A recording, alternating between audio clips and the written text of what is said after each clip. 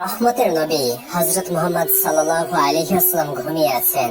ঘুমের ঘরে স্বপ্নে আসলেন ফেরেশতা হযরত জিবরাইল আলাইহি ওয়াসাল্লাম। তার হাতে আছে এক খণ্ড রেশমের রুমাল। রাসূল করিম সাল্লাল্লাহু আলাইহি ওয়াসাল্লাম জিবরাইল আলাইহি ওয়াসাল্লামকে জিজ্ঞাসা করলেন, ভাই জিবরাইল, আপনার হাতে ওটা কি? জিবরাইল আলাইহি ওয়াসাল্লাম বললেন, আপনি সরিয়ে দেখুন এটা কি। জিবরাইল আলাইহি ওয়াসাল্লামের কথা শুনে হযরত মুহাম্মদ সাল্লাল্লাহু আলাইহি ওয়াসাল্লাম রুমাল সরিয়ে দেখলেন এত এক ছোট্ট বালিকার মুখ অবয়ব। চেনা চেনা লাগছে। এ তো তার প্রিয় বন্ধু আবু বকর রাদিয়াল্লাহু তাআলা আনহুর কন্যা আয়েশা। তখন হযরত মুহাম্মদ সাল্লাল্লাহু আলাইহি ওয়াসাল্লাম জিজ্ঞাসা করলেন, আমাকে কেন দেখানো হচ্ছে? জিবরাইল আলাইহিস সালাম জবাবে বললেন, তিনি সেই সৌভাগ্যবান নারী যিনি এই জীবনে এবং পরজীবনেও আপনার স্ত্রী হবেন। আয়েশা হয়ে উঠবেন প্রিয়দের মাঝেও প্রিয়তমা এবং ভালোবাসা দিয়ে ভুলিয়ে দিবেন বিরহ ব্যথা। এই কথা বলে হযরত জিবরাইল আলাইহিস সালাম অদৃশ্য হয়ে গেলেন। অতঃপর রাসূল করিম সাল্লাল্লাহু আলাইহি ওয়াসাল্লাম ঘুম থেকে জেগে উঠলেন এবং ভাবনায় পড়ে গেলেন। তিনি কি স্বপ্ন দেখলেন নাকি ওহির সত্য দর্শন দৃশ্য? এক ছোট্ট বালিকা যাকে কিনা তার মা উম্মে রোমান ঘরে রাখতে পারে না, সারাদিন হই হই করে বেড়ায়। কিছুদিন আগেও তিনি বালিকা আয়েশাকে দেখেছেন তার বান্ধবীদের সাথে পুতুল খেলতে। আর সেই বালিকাই ভালোবাসা দিয়ে বিরহ ব্যথা ভুলিয়ে দিবে। এই বয়সের একটা ছোট্ট মেয়ে ভালোবাসার অর্থই বা সে কি বুঝবে? এভাবে তিনি 3 দিন একই স্বপ্ন দেখলেন। এখন রাসূল করিম সাল্লাল্লাহু আলাইহি ওয়াসাল্লামের মনে কোনো দ্বিধা নেই, কোনো আশঙ্কা নেই। তিনি বুক পেতে আল্লাহর পক্ষ থেকে আসা পয়গম মেনে নিলেন যে প্রেম কাহিনী শত সহস্র বছর ধরে প্রতিটি মানুষকে শেখাবে ভালোবাসার প্রথম ও শেষ সবক, যে ভালোবাসা দিয়ে রচিত হবে অনাগত লাখো দাম্পত্যের প্রেমময় জীবন। এখানে একটি কথা উল্লেখ করা প্রয়োজন, যতদিন না আয়েশা রাদিয়াল্লাহু তাআলা আনহা রাসূল করিম সাল্লাল্লাহু আলাইহি ওয়াসাল্লামের স্ত্রী হননি, ততদিন পর্যন্ত আমরা তাকে বালিকা আয়েশা বা কিশোরী আয়েশা হিসেবে সম্বোধন করছি, যেন আমরা ওই সময়ের প্রেক্ষাপটের সাথে নিজেদের কল্পনার জগৎকে মানিয়ে নিতে পারি। খাদিজা রাদিয়াল্লাহু তাআলা আনহা চলে যাওয়ার পর রাসূল করিম সাল্লাল্লাহু আলাইহি ওয়াসাল্লাম তার প্রিয় বন্ধু আবু বকর রাদিয়াল্লাহু তাআলা আনহুর বাসায় যান তার একাকিত্ব কাটাতে। রাসূল করিম সাল্লাল্লাহু আলাইহি ওয়াসাল্লাম আবু বকর রাদিয়াল্লাহু তাআলা আনহুর বাড়ির আঙিনায় এসে দেখেন বালিকা আয়েশা তার বান্ধবীদেরকে নিয়ে পুতুল খেলছে। কোনো দিকে তার কোনো মনোযোগই নেই, একমাত্র মনোযোগ পুতুল খেলার দিকে। তাকে এইভাবে খেলতে দেখে রাসূল করিম সাল্লাল্লাহু আলাইহি ওয়াসাল্লামের মনে খানিকটা কৌতূহল জাগলো। তিনি এগিয়ে এলেন ছোট্ট আয়েশার দিকে। তার কাছে এসে বললেন, কি করো আয়েশা? তোমার হাতে ওটা কি? আয়েশা তো আয়েশাই, শিশুর মতোই তার উত্তর, এটা তো ঘোড়া। রাসূল করিম সাল্লাল্লাহু আলাইহি ওয়াসাল্লাম অবাক হওয়ার ভান করে বললেন, আচ্ছা, কিন্তু তোমার ঘোড়ার যে পাখা আছে দেখছি, ঘোড়ার কি পাখা হয় বুঝি? আয়েশাও ছেড়ে কথা বললেন না। বুদ্ধিমতী ও প্রখর স্মৃতির শক্তির অধিকারী 6 বছর বয়সী আয়েশা সঙ্গে সঙ্গে বলে উঠেন, কেন থাকবে না? আল্লাহর নবী হযরত সুলাইমান আলাইহিস সালামের ঘোড়ার তো পাখা ছিল। তার এমন জবাব শুনে রাসূল করিম সাল্লাল্লাহু আলাইহি ওয়াসাল্লাম দারুণভাবে হেসে উঠলেন। আয়েশা রাদিয়াল্লাহু তাআলা আনহা পরবর্তী সময়ে বর্ণনা করলেন, সেদিন আমার কথাই রাসূল করিম সাল্লাল্লাহু আলাইহি ওয়াসাল্লাম এমন ভাবে হেসে উঠেছিলেন যে আমি তার মুখের উজ্জ্বল মারি পর্যন্ত দেখতে পেয়েছিলাম। বিশ্বনবী হযরত মুহাম্মদ সাল্লাল্লাহু আলাইহি ওয়াসাল্লাম আয়েশার দুর্দান্ত মেধার প্রখর স্মৃতিশক্তির ব্যাপারে আগে থেকেই জানতেন, কিন্তু আজকের এই ঘটনাটি যেন তার মনে নতুন করে দাগ কেটে গেল। তিনি বালিকা আয়েশার দিকে তাকিয়ে ভাবলেন, এই কারণে কি আল্লাহ তাআলা এই মেয়েকে আমার সহধর্মিণী হিসেবে নির্বাচন করেছেন? তার প্রতিবার স্মৃতিশক্তির মাঝে কি নিহিত আছে আমার উম্মতের ভবিষ্যৎ কোন অন্তর্নিহিত কল্যাণ? বস্তুত পরবর্তী জীবনে সেটাই হয়েছিল। সর্বাধিক হাদিস বর্ণনাকারী 7 জন সাহাবীদের মধ্যে হযরত আয়েশা রাদিয়াল্লাহু তাআলা আনহা ছিলেন অন্যতম। তিনি এককভাবে প্রায় 2210টি হাদিস বর্ণনা করেছেন। খাইলা বিনতে হাকিম ছিলেন খাদিজা রাদিয়াল্লাহু তাআলা আনহার অন্তরঙ্গ বান্ধবী। খাদিজা রাদিয়াল্লাহু তাআলা আনহা মারা যাওয়ার পর তিনি রাসূল করিম সাল্লাল্লাহু আলাইহি ওয়াসাল্লামের পক্ষ থেকে সাউদা বিনতে জামার কাছে বিয়ের প্রস্তাব নিয়ে গিয়েছিলেন। এবার তিনি বিয়ের প্রস্তাব নিয়ে গেলেন আবু বকর রাদিয়াল্লাহু তাআলা আনহার বাড়িতে। তিনি বাসায় ছিলেন না বিদায় আয়েশা রাদিয়াল্লাহু তাআলা আনহার আম্মা উম্মে রোমানের কাছে বিয়ের প্রস্তাব জানালেন। প্রস্তাব শুনে উম্মে রোমান খুশিতে বাকরুদ্ধ হয়ে গেলেন। আবু বকর রাদিয়াল্লাহু তাআলা আনহা বাড়িতে ছিলেন না বিদায় উম্মে রোমান বললেন, তিনি আসলেই তার সাথে কথা বলবো। তার মাঝে আবু বকর রাদিয়াল্লাহু তাআলা আনহু বাড়িতে এসে হাজির হলেন। খাওলা তখন বললেন, রাসূল করিম সাল্লাল্লাহু আলাইহি ওয়াসাল্লাম আয়েশার জন্য বিয়ের প্রস্তাব পাঠিয়েছেন। খাওলার কথা শুনে আবু বকর রাদিয়াল্লাহু তাআলা আনহু খুশিতে আত্মহারা হয়ে গেলেন। হযরত আবু বকর রাদিয়াল্লাহু তাআলা আনহু রাসূল করিম সাল্লাল্লাহু আলাইহি ওয়াসাল্লামের সাথে আত্মীয়তার সম্পর্ক করতে চেয়েছিলেন, কিন্তু কখনো মুখ ফুটে বলতে পারেননি। এটা নিশ্চয়ই আল্লাহর ইশারায়। হঠাৎ আবু বকর রাদিয়াল্লাহু তাআলা আনহু বলে উঠলেন, খাওলা, এই বিয়ে কিভাবে হতে পারে? রাসূল করিম সাল্লাল্লাহু আলাইহি ওয়াসাল্লাম আমার ভাই, আর আয়েশা তার ভাতিজি, আর ভাতিজির সাথে তো বিয়ে হতে পারে না। তখন খাওলা রাসূল করিম সাল্লাল্লাহু আলাইহি ওয়াসাল্লামের কাছে গেলেন। এই সব সমস্যার সমাধান আনতে। রাসূল করিম সাল্লাল্লাহু আলাইহি ওয়াসাল্লাম মুচকি হাসি দিয়ে জবাব দিলেন, আবু বকর রাদিয়াল্লাহু তাআলা আনহু তো আমার নিজের রক্তের ভাই না, সে আমার ধর্মীয় ভাই, সেক্ষেত্রে এই বিয়েতে সম্পর্ক নিয়ে কোনো সমস্যা নেই। খাওলা তখন খুশি মনে আবু বকর রাদিয়াল্লাহু তাআলা আনহুকে খুশির সংবাদ জানালেন। এই খুশির খবর শুনে সবার অন্তরে খুশির খুশবু দ্বারা বইতে লাগলো। বালিকা আয়েশা প্রতিবেশীর বাড়িতে সাথীদের সাথে পুতুল খেলছিলেন, আর এদিকে তার দুধমা অয়লা তাকে খুঁজতে ব্যস্ত। অবশেষে পেলেন এবং বাড়িতে এনে হাত পা সাফ করে চুল বেঁধে পরিপাটি করে নিয়ে গেলেন বাগদান অনুষ্ঠানে। এটা একদম আরম্ভহীন অনুষ্ঠান, যেখানে আয়েশা রাদিয়াল্লাহু তাআলা আনহার মা উম্মে রোমান, আবু বকর রাদিয়াল্লাহু তাআলা আনহু, 2-3 জন সাহাবী এবং রাসূল করিম সাল্লাল্লাহু আলাইহি ওয়াসাল্লাম ছাড়া আর কেউ উপস্থিত ছিলেন না।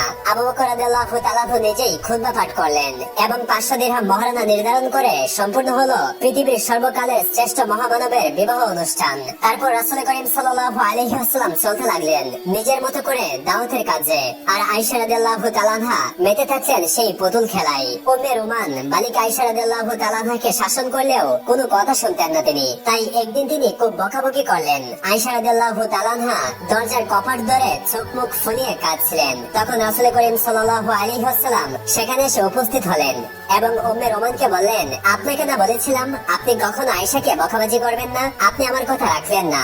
এই কথা শুনে উম্মে রোমান খুব বিব্রত বোধ করলেন এবং বললেন, ইয়া রাসূলুল্লাহ সাল্লাল্লাহু আলাইহি ওয়াসাল্লাম, সে যে কোনো কথাই শুনে না, আর আমি কিছু বললেই তার বাবাকে আমার বিষয়ে নালিশ করে। রাসূল করিম সাল্লাল্লাহু আলাইহি ওয়াসাল্লাম তখন বললেন, যাই করুক না কেন আপনি কখনো আয়েশাকে বকবেন না, আমার খাতিরে অন্তত আয়েশাকে কিছু বলবেন না, আয়েশাকে নিজের মতো থাকতে দিন। নবুয়তের পর থেকে কুরাইশরা প্রচন্ড অত্যাচার করে আসছে।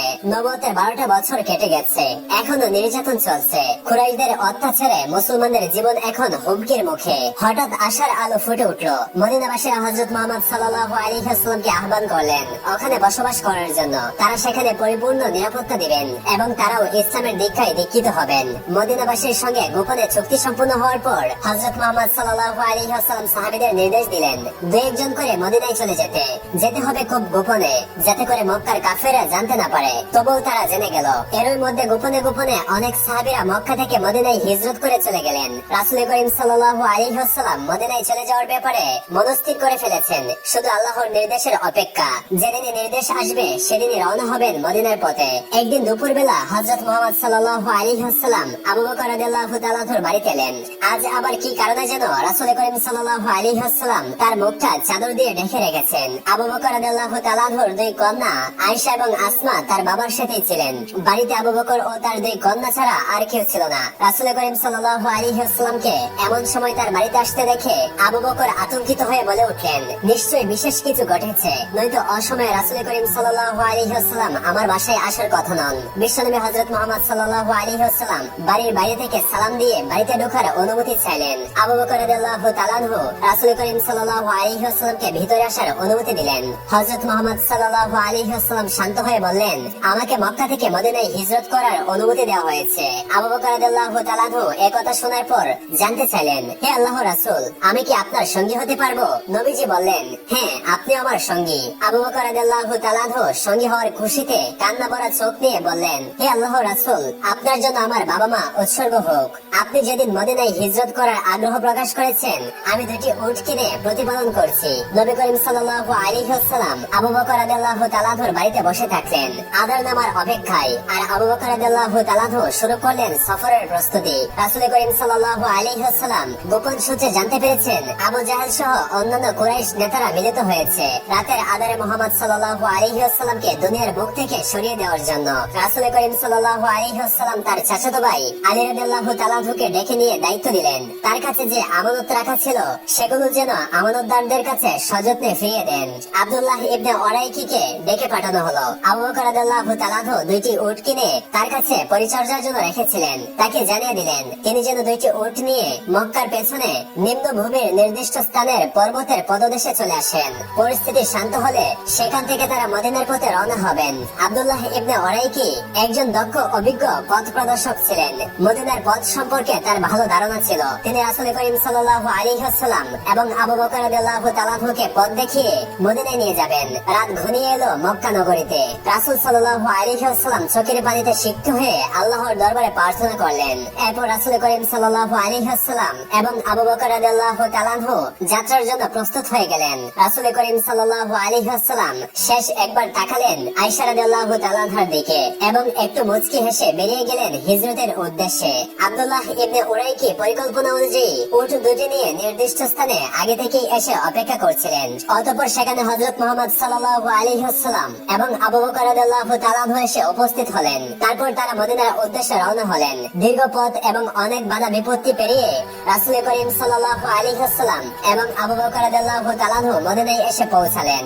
মদিনায় পৌঁছানোর মাস তিনেক পর আয়েশা রাদিয়াল্লাহু তাআলা আনহা সহ তাদের পুরো পরিবারকে মদিনায় নিয়ে আসলেন। অনেকটা সময় অতিবাহিত হয়ে গেল। শাওয়াল মাস চলছে। এতদিনে মসজিদে নববীর নির্মাণের কাজ শেষ হয়েছে।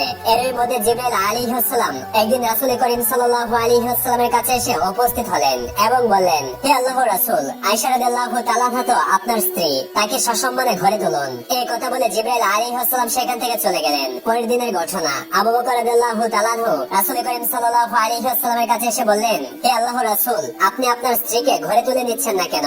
রাসূল করিম সাল্লাল্লাহু আলাইহি ওয়াসাল্লাম খানিকটা বিব্রত বোধ করলেন। তবে তিনি স্পষ্ট করে বললেন, আমি মোহরের ব্যাপারে ভাবছি। এই মুহূর্তে মোহর পরিশোধের ক্ষমতা আমার নেই। রাসূল করিম সাল্লাল্লাহু আলাইহি ওয়াসাল্লামের এমন কথা শুনে আবু বকর রাদিয়াল্লাহু তাআলা আনহু মোটেও অবাক হলেন না, বরং তিনি মনে মনে খুশি হলেন। রাসূল করিম সাল্লাল্লাহু আলাইহি ওয়াসাল্লামের কাছে এই মুহূর্তে মোহর আদায় করার মতো অর্থ নেই, সেটা তিনি খুব ভালো করে জানতেন। তিনি রাসূল করিম সাল্লাল্লাহু আলাইহি ওয়াসাল্লামের সামনে মোহর বাবদ 50 দিরহাম পেশ করলেন। রাসূল করিম সাল্লাল্লাহু আলাইহি ওয়াসাল্লাম আবু বকরের ভালোবাসা গ্রহণ করলেন এবং দিরহামগুলো পাঠিয়ে দিলেন বাগদত্তা স্ত্রী আয়েশা রাদিয়াল্লাহু তাআলা আনহার কাছে। অতঃপর বিয়ের যখন আর কোনো বাধাই রইল না, তখন আবু বকর রাদিয়াল্লাহু তাআলা আনহু আরো একটি কাজ সমাধা করার প্রতি মনোযোগী হলেন। তিনি মসজিদে নববীর পাশে নিজের পরিবারের জন্য একটি বাড়ি নির্মাণ করার উদ্যোগ নিলেন। শুধু তাই নয়, তিনি আয়েশা রাদিয়াল্লাহু তাআলা আনহার জন্য মসজিদের উত্তর দরজার পাশে একটি ছোট্ট ঘর তৈরি করার বন্দোবস্ত করলেন, যেন রাসূল করিম সাল্লাল্লাহু আলাইহি ওয়াসাল্লাম আয়েশা রাদিয়াল্লাহু তাআলা আনহার সঙ্গে তার একান্ত সময়গুলো সেখানে কাটাতে পারেন।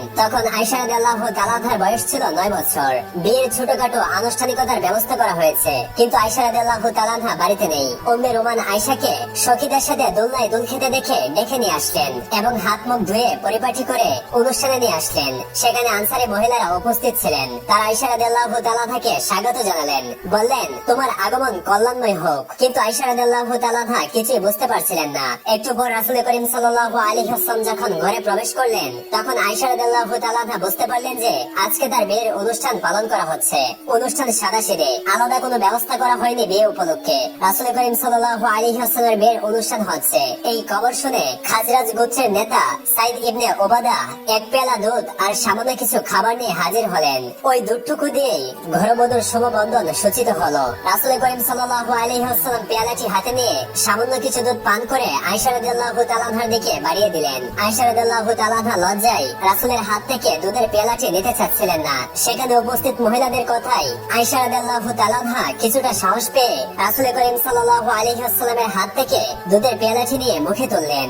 এক চুমুক পান করে আয়েশা রাদিয়াল্লাহু তাআলা আনহা পেয়ালাটি নিচে নামিয়ে রাখলেন। এই সাদাসিধে অনুষ্ঠান শেষে আয়েশা রাদিয়াল্লাহু তাআলা আনহাকে মসজিদের সাথে লাগানো নির্মিত প্রাসাদে রেখে আসা হলো। এতটা সাধারণ ভাবে শুরু হলো সর্বশ্রেষ্ঠ মানুষের প্রেমময় সাংসারিক জীবন। ছোট্ট একটা ঘর, চারপাশের দেওয়াল মাটির তৈরি, দাঁড়ালে ঘরের ছাদ ছুঁতে পারবে। ছাদের ছাউনি খেজুর পাতা ও খেজুর ডালের তৈরি। বৃষ্টির পানি থেকে বাঁচার জন্য ছাউনির উপরে কম্বল জাতীয় কাপড় বিছানো হয়েছে।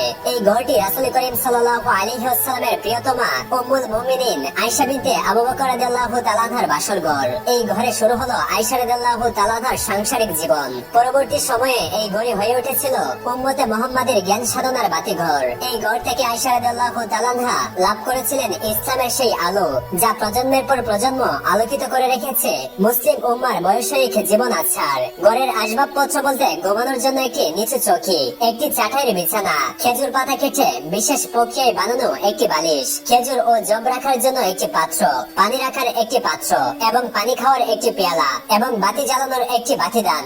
তখন তেল দিয়ে বাতি জ্বালানোর প্রচলন ছিল, কিন্তু প্রায় এমন হতো যে মাস চলে যেত কিন্তু বাতি জ্বালানোর জন্য তেলের ব্যবস্থা হতো না। চাঁদের আলোতেই কেটে যেত বড় পূর্ণিমা কিংবা আদার অমাবস্যা। বস্তুত রান্নার জন্যই তেল থাকতো না যাদের ঘরে, তারা বাতি জ্বালানোর তেল পাবে কোথা থেকে? এই ছিল রাসূল করিম সাল্লাল্লাহু আলাইহি ওয়াসাল্লামের প্রিয়তমার ঘরের আসবাবপত্র চালচিত্র। আয়েশা রাদিয়াল্লাহু তাআলা আনহা বললেন, যদি আমাদের বাতি জ্বালানোর তেল থাকতো তবে তো সেটা দিয়ে আমরা রান্নার কাজ সেরে ফেলতে পারতাম। চুলা জ্বলতো না মাসের পর মাস। কোন সাহাবী কিছু হাদিয়া দিলে সেটাই হতো নবীর পরিবার পরিবারের এক বেলার খাবার আয়োজন। সাহাবীরা হাদিয়া যা দিবেন তার সামান্য 2-4টা খেজুর কিংবা 1 পেয়ালা দুধ অথবা 2-1টি রুটি। কিন্তু ভালোবাসার কমতি ছিল না আয়েশা রাদিয়াল্লাহু তাআলা আনহার এই ছোট্ট কুঠিরে। সামান্য খাবার হলেও দুজনে একসাথে খেতে বসতেন। অন্ধকারে খাবার খাওয়ার সময় একই খাবারে হাত পড়ে যেত দুজনারই। কখনো মাংস জাতীয় খাবার খেলে আয়েশা রাদিয়াল্লাহু তাআলা আনহার চিবানো হাড়গুলো রাসূল করিম সাল্লাল্লাহু আলাইহি ওয়াসাল্লাম আবার চিবিয়ে খেতেন। পানি খাবার পেয়ালায় আয়েশা রাদিয়াল্লাহু তাআলা আনহা যেখানে মুখ লাগিয়ে পানি পান করতেন, রাসূল করিম সাল্লাল্লাহু আলাইহি ওয়াসাল্লাম দেখে দেখে সেই স্থানে মুখ লাগিয়ে পানি পান করতেন। এই ছিল তাদের দাম্পত্য ভালোবাসা। রাসূল করিম সাল্লাল্লাহু আলাইহি ওয়াসাল্লাম ঘরে এসে আয়েশা রাদিয়াল্লাহু তাআলা আনহা বা অন্যান্য স্ত্রীদের জিজ্ঞাসা করতেন, ঘরে খাওয়ার মতো কিছু আছে কি?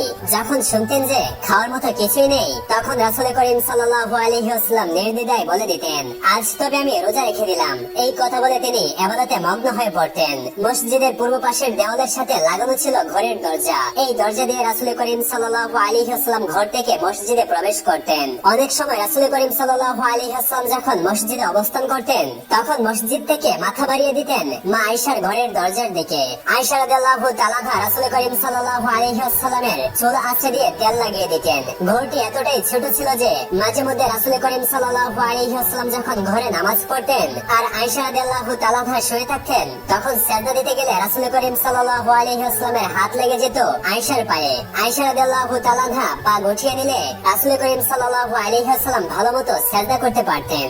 বিয়ের কিছুদিন পরে আয়েশা রাদিয়াল্লাহু তাআলা আনহা একদিন সাহস করে বিশ্বনবী হযরত মুহাম্মদ সাল্লাল্লাহু আলাইহি ওয়াসাল্লামকে জিজ্ঞাসা করলেন, হে আল্লাহর রাসূল, সত্যি করে বলুন তো আপনি আমাকে কতটা ভালোবাসেন? রাসূল করিম সাল্লাল্লাহু আলাইহি ওয়াসাল্লাম একটু চিন্তা করে বললেন, তোমার এবং আমার মধ্যে ভালোবাসার বন্ধনটা এমন শক্ত যেমনটা একটা রশনির মধ্যে সুতাগুলো শক্তভাবে জড়িয়ে থাকে। একই বাঁধনে আষ্টে পৃষ্ঠে বাঁধা থাকে। রাসূল করিম সাল্লাল্লাহু আলাইহি ওয়াসাল্লামের জবাব শুনে আয়েশা রাদিয়াল্লাহু তাআলা আনহা খুশি হলেন। এরপর থেকে আয়েশা রাদিয়াল্লাহু তাআলা আনহা প্রায়ই রাসূল করিম সাল্লাল্লাহু আলাইহি ওয়াসাল্লামকে জিজ্ঞাসা করতেন, হে আল্লাহর রাসূল, আপনার ভালোবাসার বন্ধনের কি অবস্থা? আগের মতোই আছে নাকি ঢিলে হয়ে গেছে? রাসূল করিম সাল্লাল্লাহু আলাইহি ওয়াসাল্লাম আয়েশা রাদিয়াল্লাহু তাআলা আনহার দুষ্টামির জবাবে বলতেন, ভালোবাসার সেই বন্ধন আগের মতোই দৃঢ় আছে, বাঁধনের কোনো দুর্বলতা বা পরিবর্তন আসেনি। আয়েশা রাদিয়াল্লাহু তাআলা আনহার পিতা আবু বকর রাদিয়াল্লাহু তাআলা আনহু একদিন রাসূল করিম সাল্লাল্লাহু আলাইহি ওয়াসাল্লামের ঘরের পাশ দিয়ে যাচ্ছিলেন। হযরত মুহাম্মদ সাল্লাল্লাহু আলাইহি ওয়াসাল্লামের সামনে মেয়ের উঁচু গলার কথা শুনে তিনি থমকে দাঁড়ালেন। আজ পর্যন্ত তিনি রাসূল করিম সাল্লাল্লাহু আলাইহি ওয়াসাল্লামের সামনে উঁচু গলায় কথা বলা তো দূরের কথা, তার কোনো কথার দ্বিমত পর্যন্ত করেননি। আর তার এইটুকু মেয়ে আয়েশা কিনা রাসূল করিম সাল্লাল্লাহু আলাইহি ওয়াসাল্লামের সামনে রাগ দেখিয়ে কথা বলেছে। তিনি ক্রোধান্বিত হয়ে ঘরে প্রবেশ করলেন এবং আয়েশা রাদিয়াল্লাহু তাআলা আনহার গায়ে হাত তোলার চেষ্টা করলেন। কিন্তু তখনই রাসূল করিম সাল্লাল্লাহু আলাইহি ওয়াসাল্লাম আয়েশাকে তার পিছনে আড়াল করে নিলেন। হযরত মুহাম্মদ সাল্লাল্লাহু আলাইহি ওয়াসাল্লাম শাসন করতে বাধা দেয়ায় আয়েশা রাদিয়াল্লাহু তাআলা আনহাকে শুধু ধমক দিয়ে আবু বকর রাদিয়াল্লাহু তাআলা আনহু বাইরে চলে গেলেন। আবু বকর রাদিয়াল্লাহু তাআলা আনহু বাইরে চলে যেতেই রাসূল করিম সাল্লাল্লাহু আলাইহি ওয়াসাল্লাম পিতার শাসনের ভয়ে ভীত আয়েশাকে সামনে নিয়ে এলেন। তার চোখের দিকে তাকিয়ে বললেন, দেখলে কিভাবে তোমাকে তোমার বাবার হাত থেকে রক্ষা করলাম, নয়তো আজকে তুমি মার খেয়ে মাটিতে শুয়ে থাকতে। আয়েশা রাদিয়াল্লাহু তাআলা আনহা লজ্জারাঙা হাসি দিয়ে স্বামীর শুকরিয়া আদায় করলেন। এরপর দুজনেই একসঙ্গে হেসে উঠলেন। বিশ্বনবী হযরত মুহাম্মদ সাল্লাল্লাহু আলাইহি ওয়াসাল্লাম আয়েশা রাদিয়াল্লাহু তাআলা আনহার কাছে আসতেন শুধুমাত্র আয়েশা রাদিয়াল্লাহু তাআলা আনহার একজন বন্ধু হিসাবে। নিজেকে আয়েশা রাদিয়াল্লাহু তাআলা আনহার ভালোবাসার সামনে সমর্পণ করে দিতেন। আয়েশা রাদিয়াল্লাহু তাআলা আনহা বললেন, অনেক সময় রাসূল করিম সাল্লাল্লাহু আলাইহি ওয়াসাল্লাম গোসল করে এসে শীতে কাঁপতেন। তখন তিনি আয়েশাকে বলতেন তাকে একটু উষ্ণতা দেওয়ার জন্য। আয়েশা রাদিয়াল্লাহু তাআলা আনহা তাকে নিজের শরীরে জড়িয়ে নিয়ে উষ্ণতা দিতেন। আয়েশা রাদিয়াল্লাহু তাআলা আনহার ঘরে কম্বল ছিল মাত্র একটি কম্বলের নিচে দুজন ঘুমাতেন। কখনো কম্বলের এক পাশ আয়েশা রাদিয়াল্লাহু তাআলা আনহা গায়ে দিয়ে ঘুমিয়ে থাকতেন।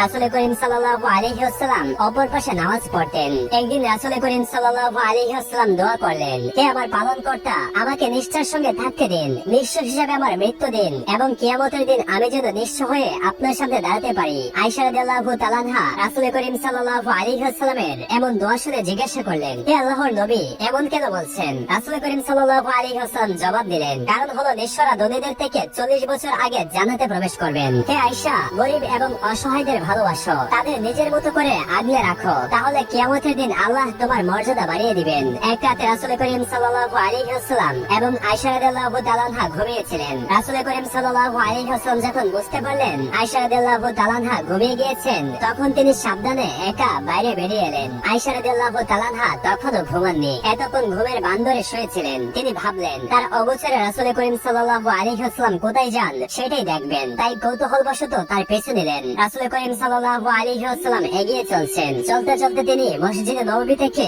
একটু দূরে অসংখ্য সাহাবীর কবরস্থান বাকিতে এসে পৌঁছালেন। বাকিতে পৌঁছে আল্লাহর রাসূল সাল্লাল্লাহু আলাইহি ওয়াসাল্লাম বেশ কিছুক্ষণ নীরবে দাঁড়িয়ে রইলেন। কিছুক্ষণ পর আকাশের দিকে তাকিয়ে দুই হাত তুলে দোয়া করতে লাগলেন। রাসূল করিম সাল্লাল্লাহু আলাইহি ওয়াসাল্লাম যেন বুঝতে না পারেন, সেজন্য আয়েশা রাদিয়াল্লাহু তাআলা আনহা জলদি এসে কম্বল মুড়ি দিয়ে শুয়ে পড়লেন। রাসূল করিম সাল্লাল্লাহু আলাইহি ওয়াসাল্লামও ঘরে এসে শুয়ে পড়লেন। শুয়ে বুঝতে পারলেন আয়েশা রাদিয়াল্লাহু তাআলা আনহার শ্বাস প্রশ্বাস অস্বাভাবিক, তার হৃদস্পন্দন বেড়ে গিয়েছে, বুক দ্রুত বেগে ওঠানামা করছে। রাসূল করিম সাল্লাল্লাহু আলাইহি ওয়াসাল্লাম জিজ্ঞাসা করলেন, কি হয়েছে আয়েশা? আয়েশা রাদিয়াল্লাহু তাআলা আনহা বললেন, কিছু না। রাসূল করিম সাল্লাল্লাহু আলাইহি ওয়াসাল্লাম বললেন, আয়েশা বলো কি হয়েছে? তখন আয়েশা রাদিয়াল্লাহু তাআলা আনহা পুরো ঘটনাটা বললেন এবং লজ্জিত হলেন। রাসূল করিম সাল্লাল্লাহু আলাইহি ওয়াসাল্লাম কুনসুটি করে আয়েশা রাদিয়াল্লাহু তাআলা আনহাকে চিমটি কাটলেন। আয়েশা রাদিয়াল্লাহু তাআলা আনহা হেসে উঠলেন। এরপর রাসূল করিম সাল্লাল্লাহু আলাইহি ওয়াসাল্লাম বললেন, হে আয়েশা, কখনো এমন ধারণা করো না যে আল্লাহ রাসূল তোমার সঙ্গে বেইনসাফি করবেন। এমন অনেক রাত হয়েছে আয়েশা রাদিয়াল্লাহু তাআলা আনহা দেখলেন রাসূল করিম সাল্লাল্লাহু আলাইহি ওয়াসাল্লাম তার পাশে নেই। অতঃপর আয়েশা রাদিয়াল্লাহু তাআলা আনহা চোখ ফেরাতেই দেখতে পেলেন তিনি রবের সামনে সিজদায় রয়েছেন। প্রিয় দর্শক, এই ছিল আয়েশা রাদিয়াল্লাহু তাআলা আনহার জীবনের প্রথম পর্ব। এই পর্বটি যদি আপনাদের কাছে ভালো লেগে থাকে তাহলে অবশ্যই ভিডিওটিতে একটি লাইক দিয়ে চ্যানেলটি সাবস্ক্রাইব করে দিন। আর সেই সাথে হযরত আয়েশা রাদিয়াল্লাহু তাআলা আনহার জীবনীর দ্বিতীয় পর্ব যদি পেতে চান তাহলে অবশ্যই কমেন্ট করে আমাদের জানান। সকলেই ভালো থাকবেন, সুস্থ থাকবেন। আল্লাহ হাফেজ। নীরব নিস্তব্ধ রজনী, আধারে ছেয়ে গিয়েছে চারিদিক, কোথাও কোনো সারা শব্দ নেই। ঘুমিয়েছে মদিনাবাসী। এমনই এক ঘুমন্ত শহরে জেগে আছেন হযরত মুহাম্মদ সাল্লাল্লাহু আলাইহি ওয়াসাল্লাম এবং আম্মাজান আয়েশা রাদিয়াল্লাহু তাআলা আনহা। হযরত মুহাম্মদ সাল্লাল্লাহু আলাইহি ওয়াসাল্লাম আয়েশা রাদিয়াল্লাহু তাআলা আনহাকে বললেন, হে আয়েশা, চলো আমরা দৌড় প্রতিযোগিতা খেলি। আয়েশা রাদিয়াল্লাহু তাআলা আনহা প্রফুল্ল চিত্তে বলে উঠলেন, খুবই ভালো, চলুন তাহলে খেলা যাক। অতঃপর মহানবী হযরত মুহাম্মদ সাল্লাল্লাহু আলাইহি ওয়াসাল্লাম এবং আম্মাজান আয়েশা রাদিয়াল্লাহু তাআলা আনহা দৌড় প্রতিযোগিতা খেলার জন্য গৃহ থেকে বের হয়ে খোলা ময়দানে এসে উপস্থিত হলেন। বিশ্বনবী এবং আয়েশা রাদিয়াল্লাহু তাআলা আনহা প্রস্তুতি গ্রহণ করলেন। অতঃপর রাসূল সাল্লাল্লাহু আলাইহি ওয়াসাল্লাম এবং আম্মাজান আয়েশা রাদিয়াল্লাহু তাআলা আনহা দৌড় প্রতিযোগিতা খেলার জন্য প্রস্তুতি গ্রহণ করলেন। খেলা শুরু হলো। আয়েশা রাদিয়াল্লাহু তাআলা আনহা প্রথমে দৌড় দিলেন। অতঃপর হযরত মুহাম্মদ সাল্লাল্লাহু আলাইহি ওয়াসাল্লাম দৌড় দিলেন। আয়েশা রাদিয়াল্লাহু তাআলা আনহা মনের খুশিতে দৌড়াচ্ছেন। হযরত মুহাম্মদ সাল্লাল্লাহু আলাইহি ওয়াসাল্লাম আয়েশা রাদিয়াল্লাহু তাআলা আনহার আগেই গন্তব্যস্থানে পৌঁছে গেলেন। তখন হযরত মুহাম্মদ সাল্লাল্লাহু আলাইহি ওয়াসাল্লাম আয়েশা রাদিয়াল্লাহু তাআলা আনহাকে ঠাট্টা করে বললেন, হে আয়েশা, আমি তোমার আগেই পৌঁছে গিয়েছি, আমি দৌড়ে প্রথম হয়েছি, আমি তোমাকে হারিয়ে দিয়েছি। আয়েশা রাদিয়াল্লাহু তাআলা আনহা প্রতিযোগিতায় হেরে গিয়ে এবং মহানবী হযরত মুহাম্মদ সাল্লাল্লাহু আলাইহি ওয়াসাল্লামের কথায় রাগান্বিত হয়ে গাল ফুলিয়ে দাঁড়িয়ে রইলেন। অতঃপর মহানবী হযরত মুহাম্মদ সাল্লাল্লাহু আলাইহি ওয়াসাল্লাম মুচকি হেসে আম্মাজান আয়েশা রাদিয়াল্লাহু তাআলা আনহাকে বললেন, হে হুমায়রা, রাগ করো না, চলো আমরা পুনরায় দৌড় প্রতিযোগিতা করি। আয়েশা রাদিয়াল্লাহু তাআলা আনহা ছিলেন সুন্দরী এবং তিনি রাগ করলে তার গাল দুটো লাল হয়ে যেত। এই জন্য হযরত মুহাম্মদ সাল্লাল্লাহু আলাইহি ওয়াসাল্লাম মাঝে মাঝেই আম্মাজান আয়েশা রাদিয়াল্লাহু তাআলা আনহাকে ভালোবেসে হুমায়রা বলে সম্বোধন করতেন। হুমায়রা অর্থ লাল সুন্দরী বা লাবণ্যময়ী। অতঃপর দুজনেই পুনরায় দৌড় প্রতিযোগিতা করলেন। আয়েশা রাদিয়াল্লাহু তাআলা আনহা দৌড় দিলেন। একটু পরে দৌড় দিলেন হযরত মুহাম্মদ সাল্লাল্লাহু আলাইহি ওয়াসাল্লাম। এবারের দৌড়ে হযরত মুহাম্মদ সাল্লাল্লাহু আলাইহি ওয়াসাল্লাম ধীর গতিতে এগোলেন। আয়েশা রাদিয়াল্লাহু তাআলা আনহা প্রফুল্ল চিত্তে দৌড়াচ্ছেন এবং গন্তব্যস্থানে গিয়ে প্রথমে পৌঁছে গেলেন। আয়েশা রাদিয়াল্লাহু তাআলা আনহা মনের খুশিতে রাসূল করিম সাল্লাল্লাহু আলাইহি ওয়াসাল্লামকে বলে উঠলেন, দেখলেন তো, এবার আমি প্রথম হয়েছি, আমি আপনাকে হারিয়ে দিয়েছি। হযরত মুহাম্মদ সাল্লাল্লাহু আলাইহি ওয়াসাল্লাম আয়েশা রাদিয়াল্লাহু তাআলা আনহাকে খুশি করার জন্য বলে উঠলেন, হে আয়েশা, তুমি প্রথম হয়েছো, আমি তোমার সঙ্গে দৌড়ে পারিনি। প্রিয় দর্শক, এমনই ছিল আমাদের প্রিয় নবী হযরত মুহাম্মদ সাল্লাল্লাহু আলাইহি ওয়াসাল্লামের ভালোবাসা। নিজে ইচ্ছে করে হেরে গিয়ে স্ত্রীর মুখে হাসি ফোটাতেন।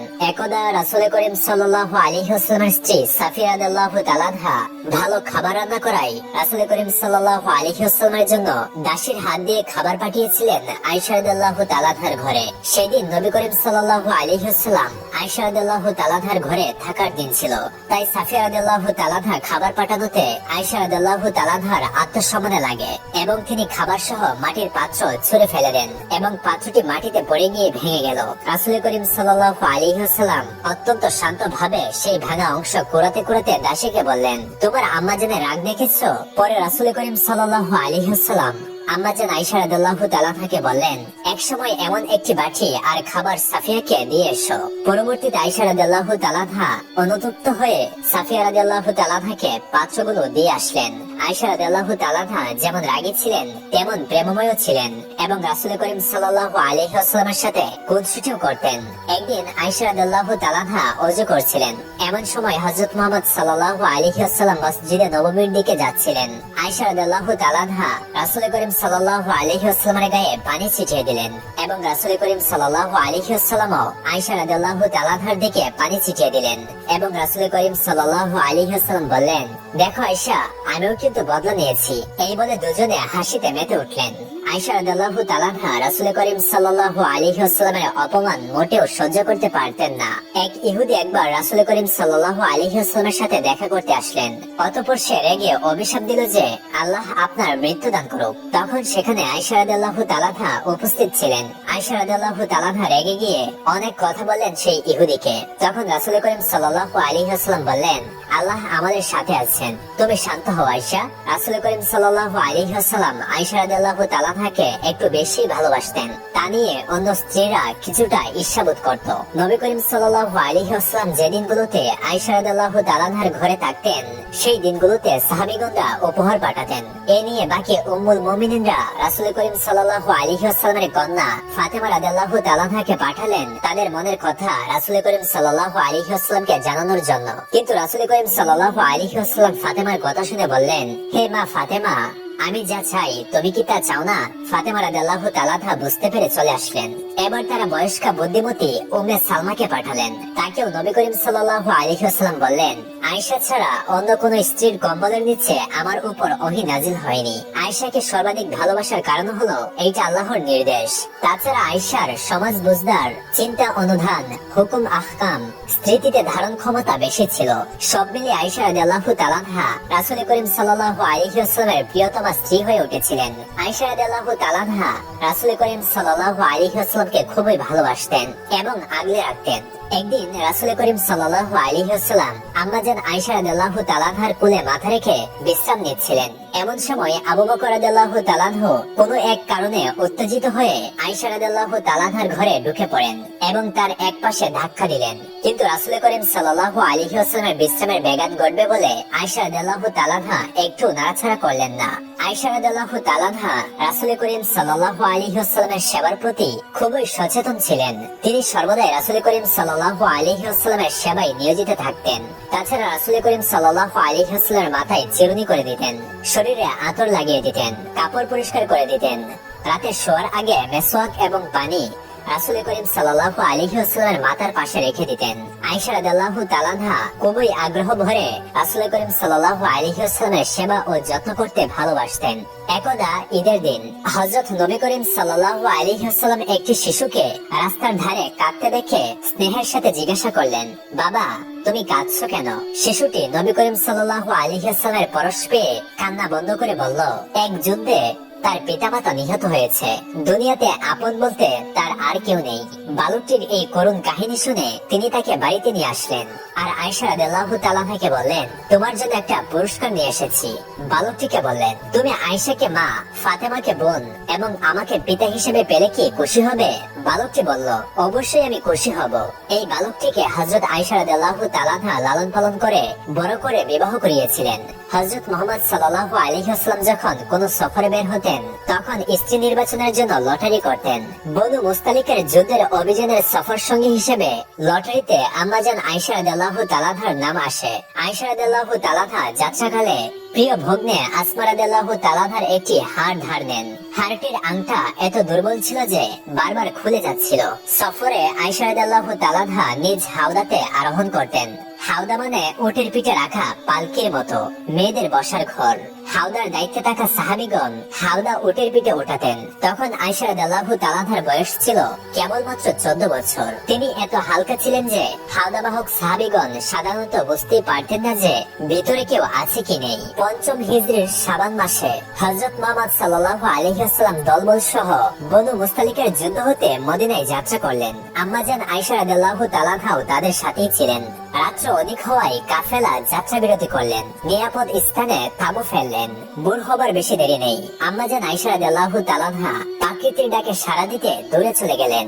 ফেরার সময় হঠাৎ গলায় হাত দিয়ে দেখেন দাঁড় করা হাড়টি গলায় নেই। তিনি প্রচন্ড ঘাবড়ে গেলেন। প্রথমত আম্মাজান আয়েশা রাদিয়াল্লাহু তাআলা আনহার বয়স ছিল কম, আর তার উপরে হাড়টি ছিল ধার করা। হতভম্ব হয়ে আম্মাজান আয়েশা রাদিয়াল্লাহু তাআলা আনহা হাড়টি খুঁজতে লাগলেন। বয়স কম হবার কারণে তার ভ্রমণের অভিজ্ঞতা ছিল না। তিনি ভেবেছিলেন যাত্রা আবার শুরু হবার আগেই তিনি হাড়টি খুঁজে পাবেন আর সময় মতো হাওদাতে পৌঁছে যাবেন। তিনি না কাউকে ঘোষণাটি জানালেন, না তার জন্য কাউকে অপেক্ষা করার জন্য বললেন। খুঁজতে খুঁজতে তিনি হাড়টি পেয়ে গেলেন। কিন্তু ততক্ষণে হযরত মুহাম্মদ সাল্লাল্লাহু আলাইহি ওয়াসাল্লামের নির্দেশে কাফেলা রওনা হয়ে গেল। তারা ভেবেছিলেন আম্মাজান আয়েশা রাদিয়াল্লাহু তাআলা আনহা হাওদার মধ্যে রয়েছেন। এদিকে আয়েশা রাদিয়াল্লাহু তাআলা আনহা হাড়টি নিয়ে কাফেলার স্থানে ফিরে এলেন, কিন্তু সেখানে তিনি কাউকে পেলেন না। কাফেলা অনেক আগেই চলে গিয়েছিল। হযরত আয়েশা রাদিয়াল্লাহু তাআলা আনহা একটু বিচলিত হয়ে বললেন, এদিকে উষার আলো দেখা দিয়েছে। আম্মাজান আয়েশা রাদিয়াল্লাহু তাআলা আনহা ভাবনা চিন্তা করে উত্তম রূপে গায়ে চাদর জড়িয়ে সেখানে শুয়ে পড়লেন। আয়েশা রাদিয়াল্লাহু তাআলা আনহা ভাবল যে হযরত মুহাম্মদ সাল্লাল্লাহু আলাইহি ওয়াসাল্লাম তাকে না পেয়ে নিশ্চয়ই তার খোঁজে লোক পাঠিয়ে দিবেন। সেই সফরে সাকা হিসেবে দায়িত্বে ছিলেন সাফওয়ান রাদিয়াল্লাহু তাআলা আনহু।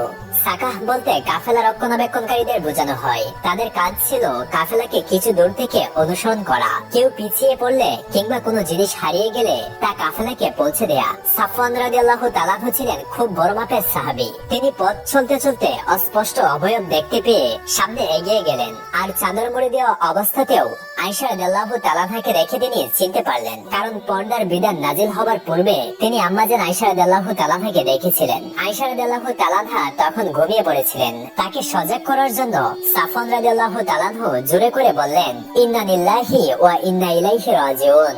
সাফওয়ানের এই আওয়াজ শুনে আম্মাজান আয়েশা রাদিয়াল্লাহু তাআলা আনহার ঘুম ভেঙে গেল এবং তিনি পর্দা রক্ষা করে উঠে দাঁড়ালেন। অতঃপর সাফওয়ান রাদিয়াল্লাহু তাআলা আনহু নিজের উট বসিয়ে আম্মাজান আয়েশা রাদিয়াল্লাহু তাআলা আনহাকে সেই উটের পিঠে চড়তে ইঙ্গিত করলেন। আম্মাজান আয়েশা রাদিয়াল্লাহু তাআলা আনহা উটের পিঠে আরোহণ করলেন। তখন সাফওয়ান রাদিয়াল্লাহু তাআলা আনহু উটের লাগাম ধরে সামনে চলতে থাকলেন।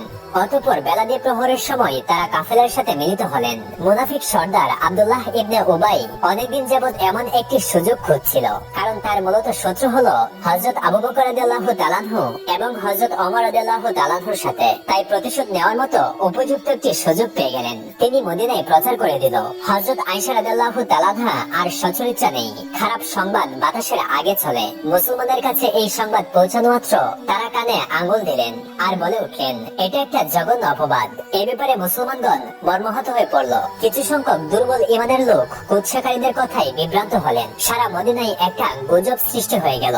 এদিকে আম্মাজান আয়েশা রাদিয়াল্লাহু তাআলা আনহা মদিনায় পৌঁছানোর পর ভীষণ ভাবে অসুস্থ হয়ে পড়লেন। তাই তিনি ঘটনাটির সম্পর্কে কিছুই জানতেন না। রাসূল করিম সাল্লাল্লাহু আলাইহি ওয়াসাল্লাম এবং আবু বকর রাদিয়াল্লাহু তাআলা আনহু আম্মাজান আয়েশা রাদিয়াল্লাহু তাআলা আনহাকে কিছুই জানালেন না। আয়েশা রাদিয়াল্লাহু তাআলা আনহা আর রাসূল করিম সাল্লাল্লাহু আলাইহি ওয়াসাল্লামের মধ্যে খুবই ভালো সম্পর্ক ছিল। রাসূল করিম সাল্লাল্লাহু আলাইহি ওয়াসাল্লাম আয়েশা রাদিয়াল্লাহু তাআলা আনহাকে সবচেয়ে বেশি ভালোবাসতেন। একসাথে দৌড় খেলতেন, ইচ্ছে করে হেরে যেতেন।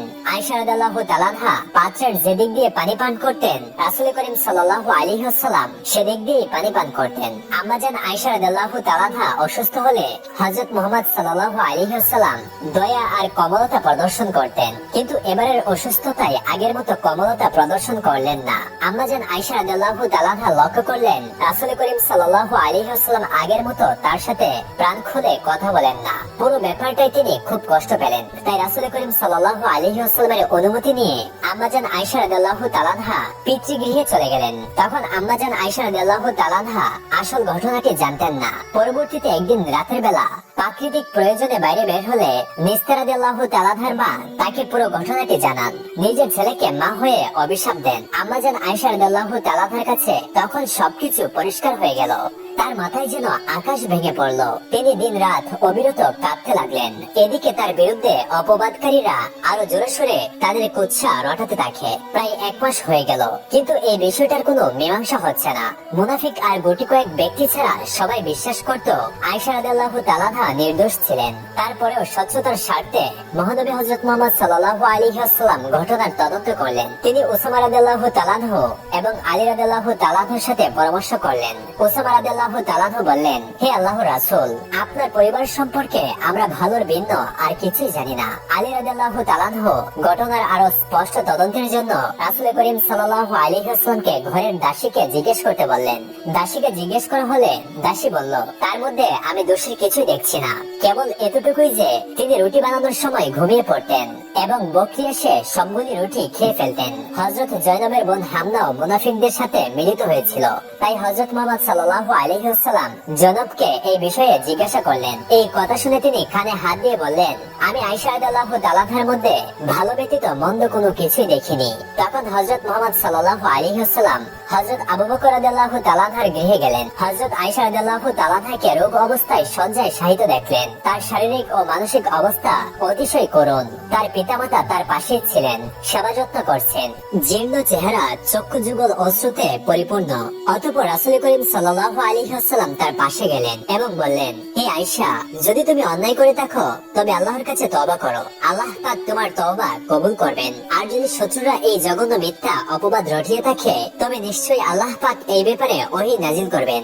হযরত আয়েশা রাদিয়াল্লাহু তাআলা ক্ষীণ কণ্ঠে বলে উঠলেন, যদি আমি নির্দোষ বলে স্বীকার করি তবে কারো মনে কি সন্দেহ থাকবে না? এখন আমার অবস্থা হযরত ইয়াকুব আলাইহিস সালামের নেই ধৈর্য ধারণ করা। তাই আমি কঠোর ধৈর্য ধরে আল্লাহ পাকের মহান দরবারে সাহায্য কামনা করছি। এরই মধ্যে হুজুর করিম সাল্লাল্লাহু আলাইহি ওয়াসাল্লামের মধ্যে ওহী অবতীর্ণ হওয়ার লক্ষণ দেখা দিল। হযরত জিবরাইল আলাইহিস সালাম ওহী নিয়ে আসলেন। হযরত মুহাম্মদ সাল্লাল্লাহু আলাইহি ওয়াসাল্লামের অন্তরের বেদনা দূর হয়ে গেল। তখন আর তার খুশির সীমা রইল না। হযরত মুহাম্মদ সাল্লাল্লাহু আলাইহি ওয়াসাল্লামের উপর যখন হযরত আয়েশা রাদিয়াল্লাহু তাআলার পবিত্রতার বিষয়ে ঘোষণা করে আল্লাহ পাক আয়াত নাযিল করলেন, তখন তেজস্বনীয় অতুলনীয় মেধার অধিকারিণী হযরত আয়েশা রাদিয়াল্লাহু তাআলা তার পূর্ব গৌরব ফিরে পেলেন। হুজুর করিম সাল্লাল্লাহু আলাইহি ওয়াসাল্লাম আয়েশা রাদিয়াল্লাহু তাআলাকে বললেন, হে আয়েশা, বাস্তবে তুমি সিদ্দিকের কন্যা সিদ্দিকা। হযরত আয়েশা রাদিয়াল্লাহু তাআলার জননী তাকে বললেন, হে মা আয়েশা, আল্লাহর ইচ্ছায় তোমার সৎ চরিত্রের কথা তিনি ওহী মারফত প্রচার করেছেন। তুমি স্বামীর নিকট গিয়ে আল্লাহর শুকরিয়া আদায় করো। মায়ের এই কথা শুনে অভিমানে আয়েশা রাদিয়াল্লাহু তাআলা বললেন, আমি একমাত্র আল্লাহর শুকরিয়া আদায় করব। তিনি আমার সতীত্বের সত্য সাক্ষ্য দান করেছেন। আমি আর কারো কাছে শুকরিয়া আদায় করব না। আম্মাজান আয়েশা রাদিয়াল্লাহু তাআলার এই অভিমানী সূচক কথা শুনে হযরত মুহাম্মদ সাল্লাল্লাহু আলাইহি ওয়াসাল্লাম মুচকি হাসি হেসে হযরত আবু বকর রাদিয়াল্লাহু তাআলার ঘর হতে বের হয়ে তিনি দ্রুত মসজিদে নববীতে গিয়ে সমবেত সাহাবাগণের কাছে আল্লাহ পাকের ওহী শোনালেন। আল্লাহ পাক বলেছেন, যারা মিথ্যা অপবাদ রচনা করেছে তাদের মধ্যে যে এই কাজের প্রধান ভূমিকা পালন করেছে তাদের জন্য রয়েছে কঠোর শাস্তি। কুৎসা রটনাকারীদের শাস্তির বিষয়ে আল্লাহ তাআলা অপর আয়াত ঘোষণা করলেন। কুৎসাকারীদেরকে উপস্থিত করতে নবী করিম সাল্লাল্লাহু আলাইহি ওয়াসাল্লাম সাহাবাগণকে আদেশ দিলেন। তাদেরকে উপস্থিত করা হলো। তারা যে অপবাদ প্রচার করেছে তাদেরকে সাক্ষী উপস্থিত করতে বলা হলো। তারা কোনো সাক্ষী উপস্থিত করতে পারলো না। তারা নিজেরাই অপরাধ স্বীকার করলো আর বলল, আমরা কেবল একটি শোনা কথা প্রচার করেছি। তখন হযরত মুহাম্মদ সাল্লাল্লাহু আলাইহি ওয়াসাল্লাম সূরা নূরে বর্ণিত অপবাদকারীদেরকে যে শাস্তির বিধান অবতীর্ণ হয়েছিল সেই অনুযায়ী আব্দুল্লাহ ইবনে উবাই ব্যতীত অপর তিনজন নিস্তা হাসান এবং হামনা রাদিয়াল্লাহু তাআলাকে 80 দোরা মারার আদেশ দিলেন। আর আব্দুল্লাহ ইবনে উবাইয়ের ভার আল্লাহর উপর ছেড়ে দিলেন। প্রিয় দর্শক, এই ছিল আম্মাজান আয়েশা রাদিয়াল্লাহু তাআলার জীবনী থেকে দ্বিতীয় পর্ব। এই পর্বটি যদি আপনাদের কাছে ভালো লাগে থাকে তাহলে অবশ্যই ভিডিওটিতে একটি লাইক দিয়ে চ্যানেলটি সাবস্ক্রাইব করে আপনাদের মূল্যবান মতামতটি কমেন্ট করে জানিয়ে দিন। সেই সাথে আপনারা যদি আম্মাজান আয়েশা রাদিয়াল্লাহু তাআলার জীবনী থেকে তৃতীয় পর্ব পেতে চান তাহলে অবশ্যই তা কমেন্ট করে জানিয়ে দিন। আপনারা সকলেই ভালো থাকুন, সুস্থ থাকুন। আল্লাহ হাফেজ। একদা হযরত মুহাম্মদ সাল্লাল্লাহু আলাইহি ওয়াসাল্লামের প্রতিবেশী এক ইরানি মহিলা হযরত মুহাম্মদ সাল্লাল্লাহু আলাইহি ওয়াসাল্লামের বাড়িতে এসে উপস্থিত হলেন। জৈনিকা ইরানি মহিলা হযরত মুহাম্মদ সাল্লাল্লাহু আলাইহি ওয়াসাল্লামকে বললেন, ইয়া রাসূলুল্লাহ সাল্লাল্লাহু আলাইহি ওয়াসাল্লাম, আমার বাড়িতে আপনার দাওয়াত রইল। আশা করছি আপনি দাওয়াত কবুল করবেন। হযরত মুহাম্মদ সাল্লাল্লাহু আলাইহি ওয়াসাল্লামের একটা অভ্যাস ছিল, তিনি হযরত আয়েশা রাদিয়াল্লাহু তাআলাকে রেখে একাকী কোনো দাওয়াতে যেতেন না। তাই বিশ্বনবী হযরত মুহাম্মদ সাল্লাল্লাহু আলাইহি ওয়াসাল্লাম উক্ত ইরানি মহিলাকে জিজ্ঞাসা করলেন, আয়েশাকে কি দাওয়াত করা হয়েছে? তখন উক্ত ইরানি মহিলা বললেন, না হুজুর, আয়েশা রাদিয়াল্লাহু তাআলাকে দাওয়াত করা হয়নি। বিশ্বনবী হযরত মুহাম্মদ সাল্লাল্লাহু আলাইহি ওয়াসাল্লাম তখন বললেন, তাহলে আমি এই দাওয়াত গ্রহণ করতে পারছি না। উক্ত মহিলা রাসূল করিম সাল্লাল্লাহু আলাইহি ওয়াসাল্লামকে অনেক অনুরোধ করলেন, কিন্তু রাসূল করিম সাল্লাল্লাহু আলাইহি ওয়াসাল্লাম কিছুতেই রাজি হলেন না। অতঃপর উক্ত ইরানি মহিলা রাসূল করিম সাল্লাল্লাহু আলাইহি ওয়াসাল্লামের সাথে হযরত আয়েশা রাদিয়াল্লাহু তাআলাকেও দাওয়াত দাওয়াত করলেন। সাথে সাথে হযরত মুহাম্মদ সাল্লাল্লাহু আলাইহি ওয়াসাল্লাম তার দাওয়াত কবুল করলেন। অতঃপর ইরানি মহিলাটি সেখান থেকে চলে গেলেন। এরপর হযরত মুহাম্মদ সাল্লাল্লাহু আলাইহি ওয়াসাল্লাম হযরত আয়েশা রাদিয়াল্লাহু তাআলা আনহাকে সঙ্গে নিয়ে যথাসময় গিয়ে দাওয়াত রক্ষা করলেন। কোন কোন অজ্ঞ এবং অনভিজ্ঞ শ্রেণীর লোকেরা এরূপ মনে করে থাকেন যে হযরত মুহাম্মদ সাল্লাল্লাহু আলাইহি ওয়াসাল্লাম এবং হযরত আয়েশা রাদিয়াল্লাহু তাআলা আনহার মধ্যে যে প্রেম ভালোবাসার সম্পর্ক ছিল তা একান্তই একপক্ষীয়, অর্থাৎ হযরত মুহাম্মদ সাল্লাল্লাহু আলাইহি ওয়াসাল্লাম ছিলেন বেশি বয়সের লোক, পক্ষান্তরে হযরত আয়েশা রাদিয়াল্লাহু তাআলা আনহা ছিলেন হযরত মুহাম্মদ সাল্লাল্লাহু আলাইহি ওয়াসাল্লামের পত্নীগণের মধ্যে সর্বাপেক্ষা বায়ুবনিষ্ঠা এবং সর্বাধিক সুন্দরী। সুতরাং স্বাভাবিকভাবে হযরত মুহাম্মদ সাল্লাল্লাহু আলাইহি ওয়াসাল্লাম হযরত আয়েশা রাদিয়াল্লাহু তাআলা আনহার প্রেমে আত্মহারা ছিলেন, কিন্তু হযরত আয়েশা রাদিয়াল্লাহু তাআলা আনহা হযরত মুহাম্মদ সাল্লাল্লাহু আলাইহি ওয়াসাল্লামের প্রতি আকৃষ্ট হওয়ার কথা ওঠে না। প্রিয় দর্শক, মূলত এরূপ ধারণা ওঠা একেবারেই অজ্ঞত প্রশ্ন। তাছাড়া এই ধরনের কথা কোনো ক্রমে কল্পনা করা যায় না, যেহেতু অসংখ্য হাদিসের মাধ্যমে অবগত হওয়া যায় যে হযরত মুহাম্মদ সাল্লাল্লাহু আলাইহি ওয়াসাল্লামের প্রেমে নিজেকে একেবারেই উজাড় করে দিয়েছিলেন। আয়েশা রাদিয়াল্লাহু তাআলা আনহা হযরত মুহাম্মদ সাল্লাল্লাহু আলাইহি ওয়াসাল্লামকে এত বেশি ভালোবাসতেন ও তাকে একাকার করে রাখতে চাইতেন যে তার জবান থেকে অন্য যে কোনো মহিলার প্রশংসা এবং আলোচনা পর্যন্ত হযরত আয়েশা রাদিয়াল্লাহু তাআলা আনহা সহ্য করতে পারতেন না। হযরত আয়েশা রাদিয়াল্লাহু তাআলা আনহা হযরত মুহাম্মদ সাল্লাল্লাহু আলাইহি ওয়াসাল্লামের কোনকালের আদর্শন এবং বিচ্ছেদ যাতনা সহ্য করতে পারতেন না। হযরত মুহাম্মদ সাল্লাল্লাহু আলাইহি ওয়াসাল্লামের গৃহে যখন তার কয়েকজন পত্নী ছিলেন, তখন ন্যায়নিষ্ঠাবান নবী হযরত মুহাম্মদ সাল্লাল্লাহু আলাইহি ওয়াসাল্লাম পালাক্রমে প্রতি সপ্তাহে 2 দিন হযরত আয়েশা রাদিয়াল্লাহু তাআলা আনহার গৃহে অবস্থান করতেন। তো সময়ে রাতে যদি কিছুক্ষণের জন্য হযরত আয়েশা রাদিয়াল্লাহু তাআলা আনহা হযরত মুহাম্মদ সাল্লাল্লাহু আলাইহি ওয়াসাল্লাম পাশে নেই অনুভব করতেন, তবে তিনি হাত চাই বিশ্বনবীকে খুঁজতে থাকতেন।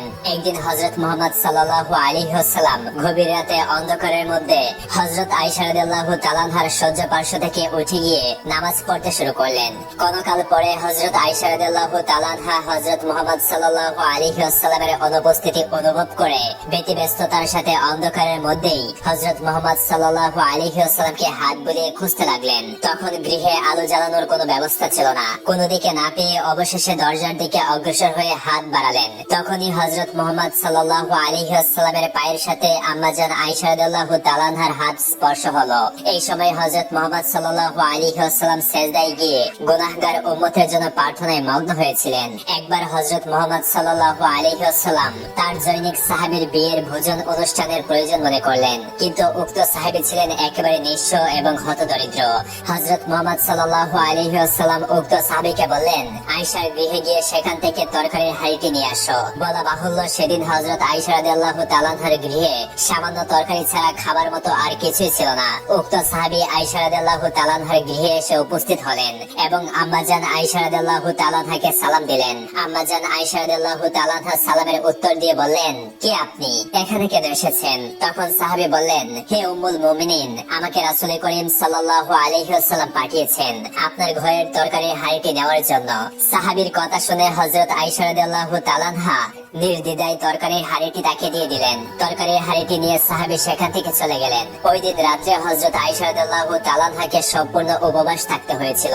আরেকদিনের ঘটনা, হযরত মুহাম্মদ সাল্লাল্লাহু আলাইহি ওয়াসাল্লাম কয়েকজন সাহাবী সহ হযরত আয়েশা রাদিয়াল্লাহু তাআলা আনহার গৃহে এসে হাজির হলেন এবং বললেন, হে আয়েশা, আজ আমরা সবাই তোমার মেহমান, আমাদের জন্য খাবার জোগাড় করো। হযরত আয়েশা রাদিয়াল্লাহু তাআলা আনহার গৃহে মেহমানদারি করার মতো তখন কিছুই ছিল না। সামান্য ভুসি এবং খুদ ছিল, তা দিয়েই হযরত আয়েশা রাদিয়াল্লাহু তাআলা আনহা এক প্রকার খাবার তৈরি করলেন। খুরমা দিয়ে তৈরি করলেন মিষ্টান্ন জাতীয় খাবার। রাসূল করিম সাল্লাল্লাহু আলাইহি ওয়াসাল্লাম এবং মেহমানগণ উক্ত খাবার তৃপ্তি সহকারে গ্রহণ করলেন। অতঃপর হযরত মুহাম্মদ সাল্লাল্লাহু আলাইহি ওয়াসাল্লাম বললেন, হে আয়েশা, এইবার আমাদের জন্য পানির ব্যবস্থা করো। আম্মাজান আয়েশা রাদিয়াল্লাহু তাআলা আনহার সাথে সাথে এক পেয়ালা দুধ এবং পানি এনে তাদের সম্মুখে পেশ করলেন। তারা তার সবটুকুই পান করলেন এবং সেখান থেকে চলে গেলেন। আম্মাজান আয়েশা রাদিয়াল্লাহু তাআলা আনহার গৃহে আর কিছুই রইল না। অতএব আম্মাজান আয়েশা রাদিয়াল্লাহু তাআলা আনহাকে সেদিনও উপবাসী থাকতে হলো। হযরত মুহাম্মদ সাল্লাল্লাহু আলাইহি ওয়াসাল্লামের একটা অভ্যাস ছিল, মাঝে মধ্যে তিনি হযরত আয়েশা রাদিয়াল্লাহু তাআলা আনহাকে নানা রকম গল্প শুনিয়ে তাদের মধুর সম্পর্ককে আরো মধুময়কর করে তুলতেন। মাঝে মাঝে আয়েশা রাদিয়াল্লাহু তাআলা আনহাও তাকে গল্প শোনাতেন। একদিন হযরত আয়েশা রাদিয়াল্লাহু তাআলা আনহা এমন একটি গল্প বললেন যার সারমর্ম ছিল এই যে কতিপয় বিবাহিতা মহিলার স্বামীরা সকলেই কোনো না কোনো একটি দোষে দোষী ছিল। কেবলমাত্র একটি মহিলার স্বামীর চরিত্রে কোনরূপ দোষ ত্রুটি ছিল না, বরং সে তার পত্নীগণকে খুব বেশি আদর যত্ন করত। গল্পটি শুনে রাসূল করিম সাল্লাল্লাহু আলাইহি ওয়াসাল্লাম সঙ্গে সঙ্গে বলে উঠলেন, হে আয়েশা, তবে তো আমি তোমার গল্পের শেষ অংশের মহিলার স্বামীর অনুরূপ নিশ্চয়ই, কেননা আমি তো তোমাকে যথেষ্ট ভালোবাসা দেই, যথেষ্ট আদর করি।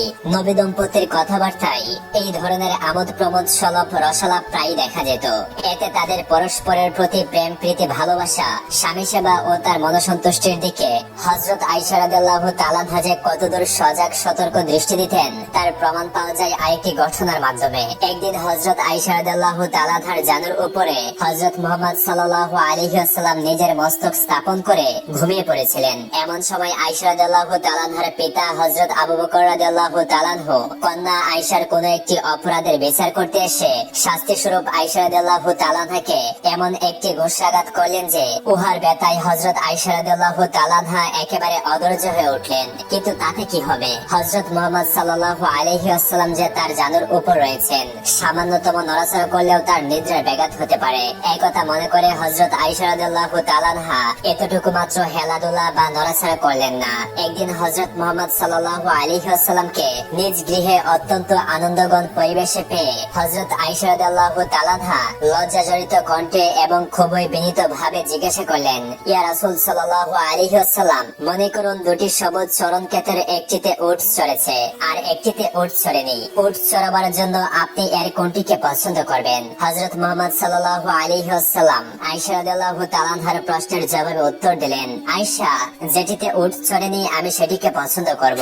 নারী জগতের সামনে হযরত আয়েশা রাদিয়াল্লাহু তাআলা সেরা আদর্শ স্থায়ী রমণী। তার পবিত্র জীবনের প্রতিটি ক্ষেত্রে এবং পর্যায়ে ইসলামের পূর্ণাঙ্গ আদর্শ প্রতিবাদ হয়েছিল।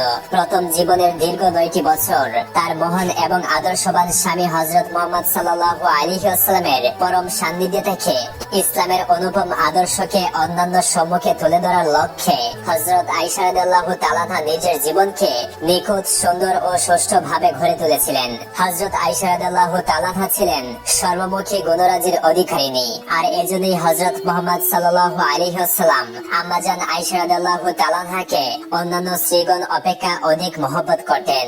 একদিকে হযরত আয়েশা রাদিয়াল্লাহু তাআলার পবিত্র অন্তর যেমন নির্মল ও সরল সুশীল ছিল, পক্ষান্তরে বাহ্যিক পরিষ্কার পরিচ্ছন্নতার দিকেও আম্মাজান আয়েশা রাদিয়াল্লাহু তাআলার অত্যাধিক মনোযোগ এবং সতর্কতা পরিলক্ষিত হতো। হযরত মুহাম্মদ সাল্লাল্লাহু আলাইহি ওয়াসাল্লামের পবিত্র দন্ত পরিষ্কার করার মেসওয়াক ধুয়ে পরিষ্কার করার দায়িত্ব হযরত আয়েশা রাদিয়াল্লাহু তাআলার উপর ন্যস্ত ছিল। আম্মাজান আয়েশা রাদিয়াল্লাহু তাআলা হযরত মুহাম্মদ সাল্লাল্লাহু আলাইহি ওয়াসাল্লামের মেসওয়াক বারবার অত্যন্ত পরিষ্কার করে রাখতেন, এতে যেন আম্মাজান আয়েশা রাদিয়াল্লাহু তাআলা অত্যন্ত আনন্দ বোধ করতেন। হযরত মুহাম্মদ সাল্লাল্লাহু আলাইহি ওয়াসাল্লামের কাপড় চোপড় দিয়ে পরিষ্কার করার দায়িত্ব ছিল আম্মাজান আয়েশা রাদিয়াল্লাহু তাআলার উপর। একদিন হযরত মুহাম্মদ সাল্লাল্লাহু আলাইহি ওয়াসাল্লাম একখানা কম্বল গায়ে দিয়ে কতিপয় সাহাবাদের সম্মুখে এসে উপস্থিত হলেন। তার মধ্যে একজন জৈনিক সাহাবা বললেন, ইয়া রাসূলুল্লাহ, আপনার গায়ের কম্বলখানা অত্যন্ত ময়লা দেখা যাচ্ছে। এই কথা শুনে সাথে সাথে রাসূল করিম সাল্লাল্লাহু আলাইহি ওয়াসাল্লাম কম্বলখানা পরিষ্কার করার জন্য হযরত আয়েশা রাদিয়াল্লাহু তাআলার নিকট পাঠিয়ে দিলেন।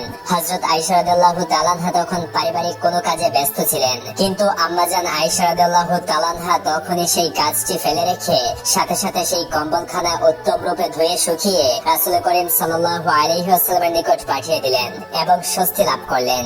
হযরত আয়েশা রাদিয়াল্লাহু তাআলা ছিলেন উচ্চ মর্যাদা সম্পন্ন সম্ভ্রান্ত ব্যক্তি হযরত আবু বকর রাদিয়াল্লাহু তাআলার কন্যা। সুতরাং ইচ্ছে করলে তিনি পারিবারিক কাজকর্মের জন্য বহু দাস দাসী রাখতে পারতেন। হযরত মুহাম্মদ সাল্লাল্লাহু আলাইহি ওয়াসাল্লামের কাছে আবদার করলেও হয়তোবা তিনি দাসীর ব্যবস্থা করতেন, কিন্তু তা না করে আম্মাজান আয়েশা রাদিয়াল্লাহু তাআলা গৃহের যাবতীয় কাজকর্ম নিজের হাতেই করতেন। এর কারণ তিনি ছিলেন দুনিয়ার মুসলিম নারী সমাজের শ্রেষ্ঠ আদর্শ মহিলা।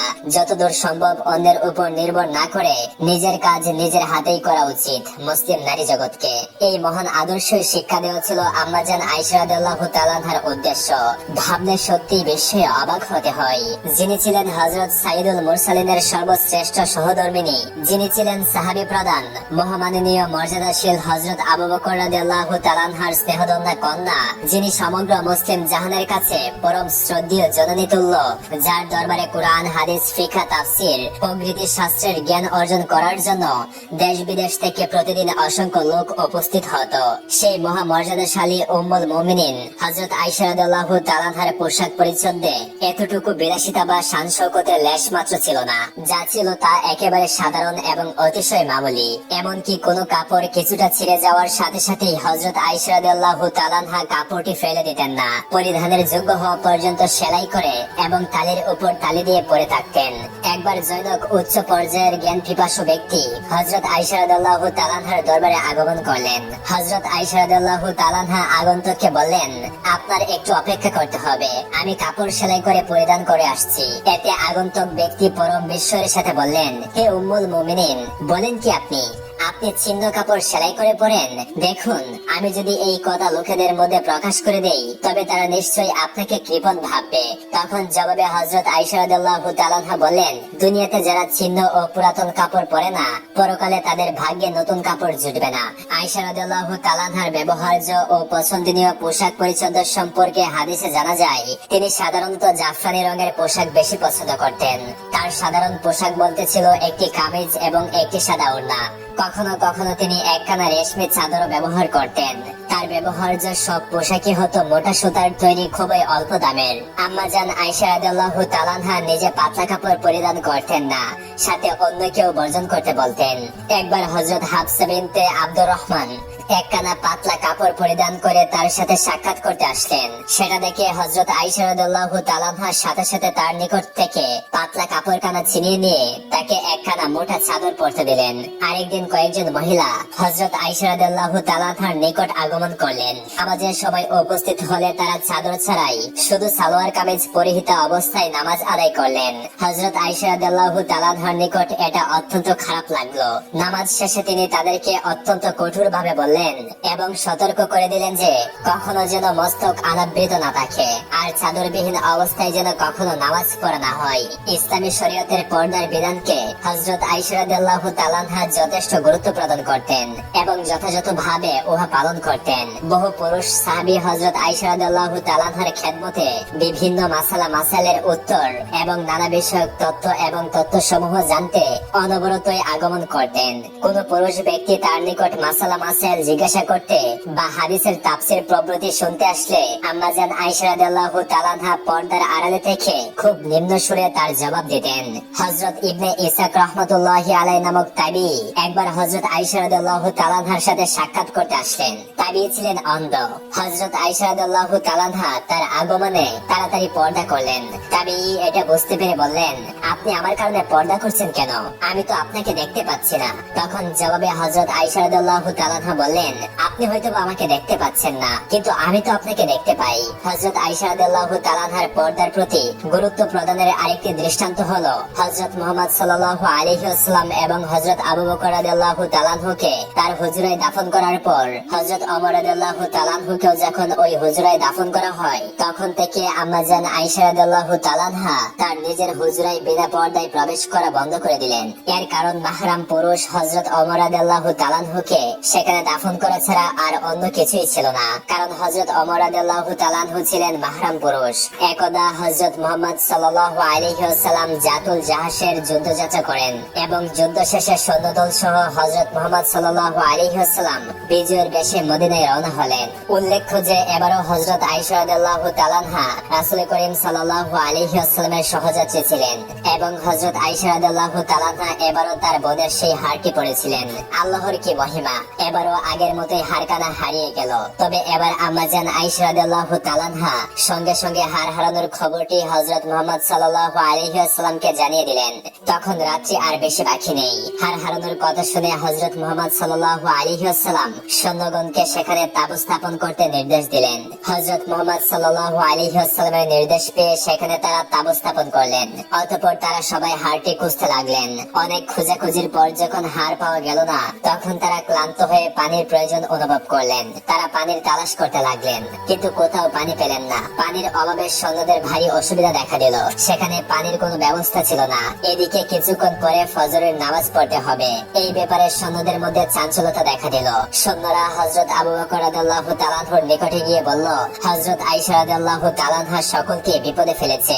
আবু বকর রাদিয়াল্লাহু তাআলা আনহু তাদের নিকট থেকে অভিযোগ শোনা মাত্র হযরত আয়েশা রাদিয়াল্লাহু তাআলা আনহুর তাঁবুতে গেলেন। তাঁবুতে প্রবেশ করেই হযরত আবু বকর রাদিয়াল্লাহু তাআলা আনহু দেখতে পেলেন নবী করিম সাল্লাল্লাহু আলাইহি ওয়াসাল্লাম হযরত আয়েশা রাদিয়াল্লাহু তাআলা আনহার জানুর উপরে পবিত্র মস্তক রেখে ঘুমাচ্ছেন, আর হযরত আয়েশা রাদিয়াল্লাহু তাআলা আনহা বসে আছেন। তখন আবু বকর রাদিয়াল্লাহু তাআলা আনহু আয়েশা রাদিয়াল্লাহু তাআলা আনহার নিকট গেলেন এবং তাকে বললেন, তুমি এসব কি আরম্ভ করলে, যার ফলে প্রতিবার ওই সকলকেই অসুবিধায় পড়তে হয়। এই কথা বলার পর আবু বকর রাদিয়াল্লাহু তাআলা আনহু আয়েশা রাদিয়াল্লাহু তাআলা আনহার গায়ে কয়েকটা আঘাত করলেন। তার আঘাতে হযরত আয়েশা রাদিয়াল্লাহু তাআলা আনহা খুবই কষ্ট পেলেন, কিন্তু নবী করিম সাল্লাল্লাহু আলাইহি ওয়াসাল্লামের নিদ্রার ব্যাঘাত হতে পারে এই জন্য আম্মাজান আয়েশা রাদিয়াল্লাহু তাআলা আনহা কোনো রকম নাড়াচাড়া করলেন না।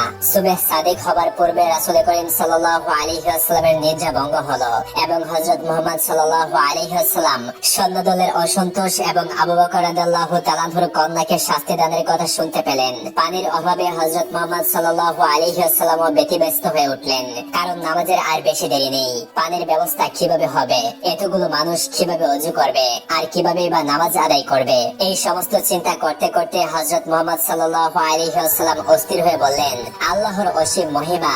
যখনই তার দোস্ত হযরত মুহাম্মদ সাল্লাল্লাহু আলাইহি ওয়াসাল্লাম কোনো সমস্যার সম্মুখীন হয়েছেন, তখনই আল্লাহ তাআলা উহা সমাধানের একটি ব্যবস্থা করে দিয়েছেন। মহান আল্লাহ রাব্বুল আলামিন ফেরেশতা জিবরাইল আলাইহিস সালামকে ওহী সহকারে নবীর নিকট প্রেরণ করলেন। জিবরাইল আলাইহিস সালাম এসে হযরত মুহাম্মদ সাল্লাল্লাহু আলাইহি ওয়াসাল্লামকে প্রেরিত ওহী শুনিয়ে দিলেন, যদি তোমরা পীড়িত হও বা সফরে থাকো, অথবা তোমাদের কেহ শৌচাগার থেকে আসে, বা তোমরা স্ত্রী সঙ্গম করো, তখন পানি পাওয়া না গেলে এরকম অবস্থায় পবিত্র মাটি দিয়ে তাইমুম করো।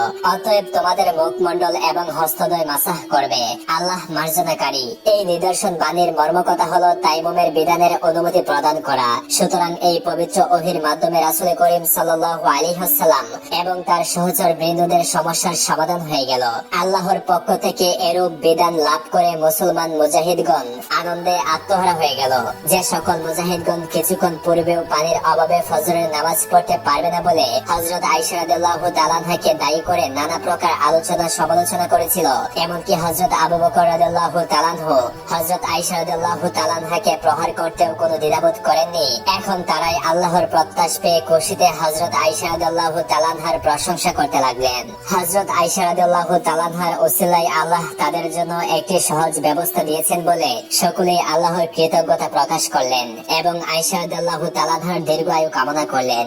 এক সাহাবী আয়েশা রাদিয়াল্লাহু তাআলা আনহাকে লক্ষ্য করে বললেন, হে সিদ্দিক কন্যা, আপনার জন্ম সার্থক। ইসলামে আপনার দান ইহাই প্রথম নহে। আবু বকর রাদিয়াল্লাহু তাআলা আনহু কন্যাকে বললেন, আমি জানতাম না তুমি এত পুণ্যবতী। তোমাকে কেন্দ্র করে আল্লাহ তার বান্দাদের জন্য কত সহজ ব্যবস্থা করে দিলেন। হযরত মুহাম্মদ সাল্লাল্লাহু আলাইহি ওয়াসাল্লাম আনন্দে আত্মহারা হয়ে গেল।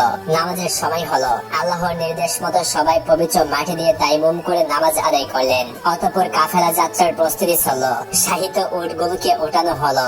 যেই হাড় অনেক তালাশ করেও পাওয়া যায়নি, সেই হাড় একটি উটের পেটের নিচে পাওয়া গেল। আর এই হাড় হারানোর ওসিলায় মুসলমানগণ লাভ করব তাইমুমের বিধান। সুবহানাল্লাহ। প্রিয় দর্শক, এই ছিল আম্মাজান আয়েশা রাদিয়াল্লাহু তাআলা আনহার জীবনী থেকে তৃতীয় পর্ব। এই পর্বটি যদি আপনাদের কাছে ভালো লেগে থাকে তাহলে কমেন্ট করে জানিয়ে দিন।